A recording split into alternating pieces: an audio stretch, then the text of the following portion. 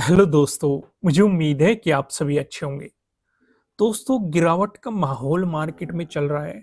यहाँ पे मन में बहुत सारे सवाल उठ रहे हैं कि क्या मार्केट इससे भी ज़्यादा गिरेगा या नहीं गिरेगा, रिकवर हो जाएगा? देखो, ओवरऑल सिचुएशन क्या कहती है, क्या नहीं कहती है, हमेशा एक चीज़ का ध्यान रखना है। मैं हर वीडियो में आपको समझाता हूँ, न्यूज़ बेस्ड ट्रेडिंग नहीं करनी है, पहली चीज़। दूसरी चीज़, अगर आपका सेटअप बनेगा या जो भी स्ट्रेटजी आप जानते हैं बनेगी, काम करो, नहीं तो मत करो। ठीक है? सिचुएशन के अकॉर्डिंग अपने रिस्क रिवॉर्ड रेशो को मैनेज कर लो। सिंपल सी मैं आपको एक बात समझाऊंगा। ना तो मैं आपको ये कहना चाहता कि मैं मार्केट और ज्यादा गिरेगा, या मैं ये नहीं कहना चाहता मार्केट रिकवर हो रहा है। सिंपल सा ध्यान रखेंगे भाई, अगर ट्रेडिंग डे लो का ब्रेकडाउन देके चल रहा है या प्रीवियस डे लो का ब्रेकडाउन देके चल रहा है, प्रीवियस डे क्लोजिंग से नीचे है, तो नेगेटिव साइड का सोचेंगे। अगर मार्केट प्राइस ऊपर सस्टेन करने की यानी कि प्रीवियस स्विंग को निकाल रहा है, तो पॉजिटिव साइड का सोचेंगे। हाँ, वो एक अलग बात है, अगर पॉजिटिव साइड जाएंगे तो हाफ क्वांटिटी में जाएंगे, या नेगेटिव साइड जाएंगे तो एक नेगेटिव स्ट्रक्चर मार्केट में बन बन चुका है, तो हम फुल क्वांटिटी के साथ जा सकते हैं। भले ही मार्केट रिवर्स हो जाए, स्टॉप लॉस हिट हो जाए, वो एक अलग चीज होती है। ठीक है? तो सिंपल सा हमने क्या समझा, आप जो भी सेटअप पे काम करते हो, जो भी आपका सेटअप है या जो भी स्ट्रेटेजी आप जानते हो, अगर वो बन रही है, काम करना है, नहीं तो नहीं करना है। सिंपल सी चीज है। ठीक है? आइए सिचुएशन समझते हैं कुछ। पहले हम लॉजिक का डिस्कशन करेंगे, लेकिन उससे पहले वन डे के टाइम फ्रेम पे कुछ चीजें यहाँ पे डिस्कस कर लेते हैं। जैसे कि आप देखेंगे, यहाँ पे एक इंपॉर्टेंट सपोर्ट है निफ्टी 50 के लिए, इसका ब्रेकडाउन नहीं मिला है। ध्यान से समझो, जो ये इंपॉर्टेंट सपोर्ट है, इसका ब्रेकडाउन नहीं मिला है। ऐसा ही सपोर्ट बैंक निफ्टी में भी था, लेकिन बैंक निफ्टी में ब्रेकडाउन मिल चुका है।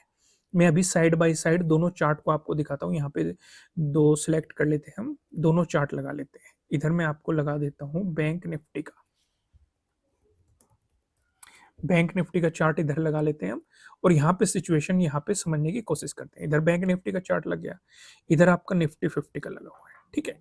सिचुएशन को ध्यान से समझना। निफ्टी 50 में यहाँ पे ये वाला एक सपोर्ट जोन है, इसका ब्रेकडाउन अभी नहीं मिला है, मार्केट उसी सपोर्ट जोन पे खड़ा है। पहली बात समझ में आ गई। बैंक निफ्टी में क्या था, एक तो सपोर्ट जोन आपके लिए यहाँ पे था, सॉरी, यहाँ पे था 48,000 का राउंड लेवल। मैं इसे हटा देता हूँ एक बार। 48,000 के अराउंड था। दूसरा सपोर्ट जोन आपके लिए इस वाले जोन में था, इसका भी ब्रेकडाउन मिल रहा है। तीसरा एक और सपोर्ट जोन था, जो कि आपको दिखाई देगा बड़े टाइम फ्रेम पे। एक बार मैं बैंक निफ्टी का थोड़ा सा बड़ा कर लेता हूं चार्ट, जिससे कि आपको क्लियरिटी नजर आए। ओके,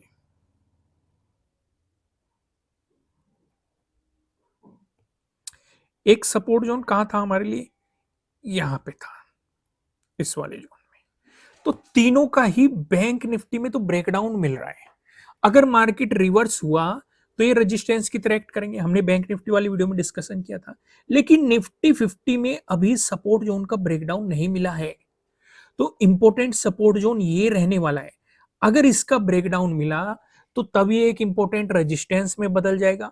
और अगर यहां से मार्केट रिकवर रील लेने की कोशिश करता है, तो एक इंपॉर्टेंट रेजिस्टेंस यहाँ पे बनेगा, क्योंकि यहाँ पे भी मार्केट ने पहले एक रेंज बनाई थी और इसी जोन से मार्केट ने निफ्टी 50 में रिजेक्शन लिया है। समझ में आ गया? क्लियर हो गया? कोई भी कंफ्यूजन है ना? अगला जो इंपॉर्टेंट सपोर्ट की अगर हम बात करें, वो इस वाले जोन में प्रोबेबिलिटी है, यानी कि 21,000 के अराउंड। अगर बड़े टाइम फ्रेम पे हम समझे, वन डे के टाइम फ्रेम पे इस सिचुएशन का डिस्कशन करने की कोशिश करें, तो ये सिनेरियो मार्केट में दिखाई दे रहा है। सॉरी। अब यहाँ पे डिस्कशन हो गया, मैं आपको लॉजिक पे लेके आता हूँ। लॉजिक काफी सिंपल था। मैं आपको हमेशा कहता हूँ, बड़ी ग्रीन कैंडल, बड़ी रेड कैंडल, या गैप अप ओपनिंग बड़ी, बड़ी गैप डाउन ओपनिंग, इन चारों चीजों से आपको दूर रहना होता है, क्योंकि ये एक तरह की चलती ट्रेन होती है। ये ट्रेन जब रुकती है तब इसमें एंट्री प्लान की जाती है। जैसे ही आपको बड़ी गैप डाउन ओपनिंग देखने को मिली, मार्केट ने पॉजिटिव साइड मोमेंटम करना शुरू कर दिया।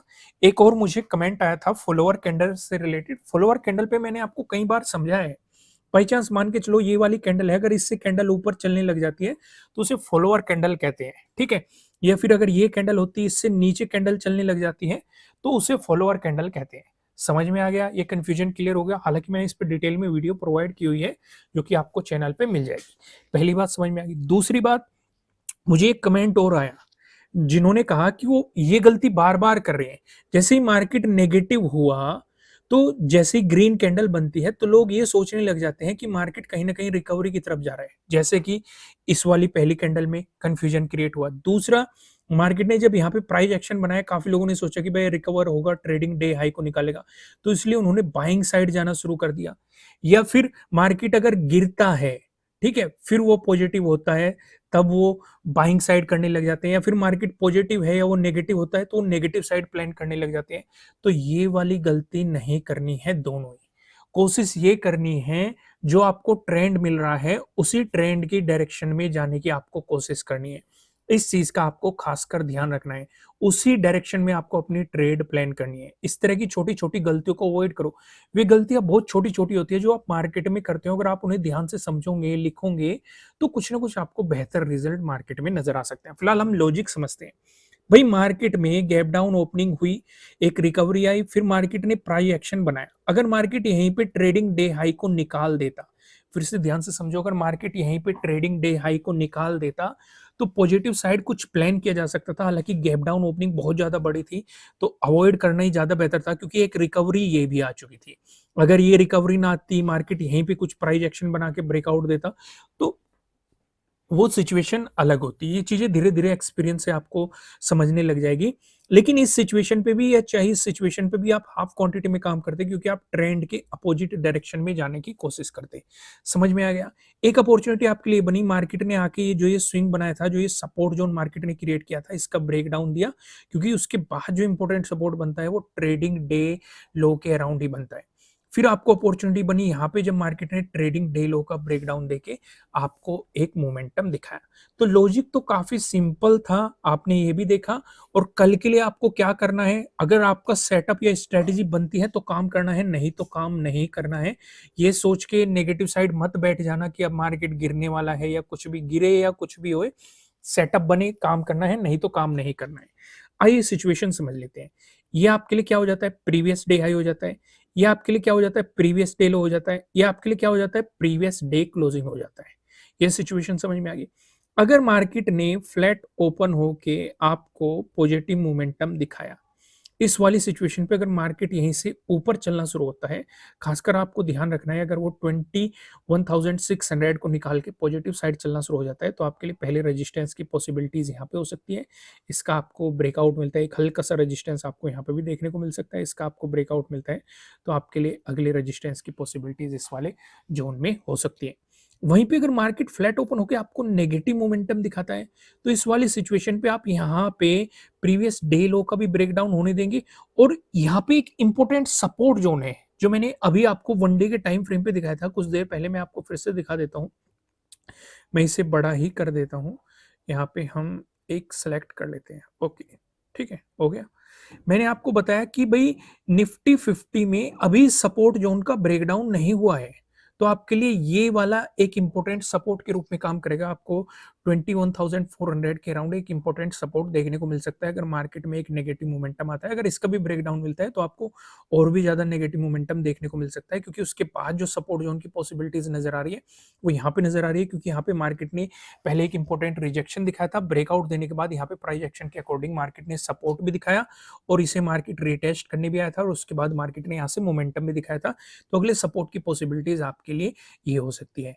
यहाँ तक चीज़ें समझ में आ रही है ना? क्लियर है ना? वहीं पे अगर मार्केट गैप अप ओपन होता है, बैंक निफ्टी में भी मैंने आपको समझाया था, और यहाँ पे भी मैं आपको समझा रहा हूँ, अगर गैप अप ओपनिंग का सिनेरियो क्रिएट होता है, तो ट्रेड मत करना, अवॉइड करना, क्योंकि काफ़ी लोग इस चक्कर में मत रह जाना कि मार्केट गैप फिलिंग की तरफ जा रहा है, तो ऊपर की तरफ चल लेते हैं। इस चक्कर में मत रहना। अगर पॉजिटिव साइड ट्रेड मिले, तो हमेशा हाफ क्वांटिटी में काम करना, भले ही गैप अप ओपनिंग मिले, या फिर आपको फ्लैट ओपन होके पॉजिटिव मोमेंटम दिखाए। क्योंकि अभी मार्केट से जितना सतर्क रहोगे, जितनी कम क्वांटिटी में काम करोगे, उतना ज़्यादा बेहतर रहेगा। ये मत करने लग जाना कि भई मार्केट या तो तेज़ी के साथ रिकवर हो जाएगा, तेज़ी के साथ और गिर जाएगा, अच्छा प्रॉफिट बना लेंगे, ऐसा मत सोचना। ठीक है? इन चीज़ों से दूर रहना। वहीं पे अगर आपको गैप डाउन ओपनिंग मिल रही है, तो गैप डाउन ओपनिंग में मैं फिर से आपको यही समझाऊँगा कि इसी सपोर्ट ज़ोन पे आपको नज़र रखनी है। अगर गैप डाउन ओपनिंग इसी सपोर्ट ज़ोन के आस-पास मिल रही है, इससे दूर मिल रही है, अगर प्रीवियस डे लो के आस-पास ही मिल रही है, इस पे सपोर्ट की पॉसिबिलिटीज़ ज़्यादा बढ़ जाएगी। लेकिन अगर इस पे मार्केट गैप डाउन ओपन होके ट्रेडिंग डे हाई का ब्रेकआउट निकालता है, तो आप पॉजिटिव साइड सोचेंगे, लेकिन हाफ क्वांटिटी में। दोस्तों, वीडियो को लाइक करना, कमेंट करके बताना कि आपको एनालिसिस कैसे लग रहे हैं, आपके लिए कितने हेल्पफुल है। फिर मिलेंगे किसी नेक्स्ट वीडियो में किसी अच्छे कंटेंट के साथ। Thank you.